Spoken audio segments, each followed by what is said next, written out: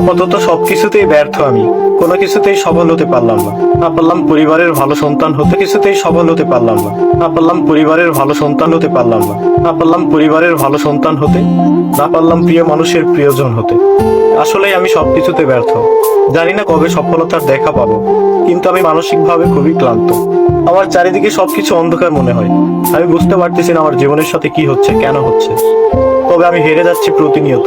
জানি না কবে জিততে পারবো। তবে সত্যি আমি মানসিকভাবে খুবই ক্লান্ত। কেউ আমাকে বুঝতে চায় না আমি কেমন আছি।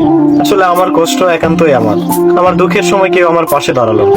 কেউ আমাকে জিজ্ঞেস করলো না আমি কেমন আছি। একটা কথা কি ভাই জানেন, খারাপ সময়ে আপনি বুঝতে পারবেন আসলে ভালো সময়ের কি মূল্য।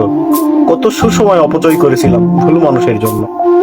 একটা সময় ভেবেছিলাম তারাই আমার সবকিছু, কিন্তু দেখেন এখন বুঝতে পারতেছি আসলে কে আপন আর কে পর।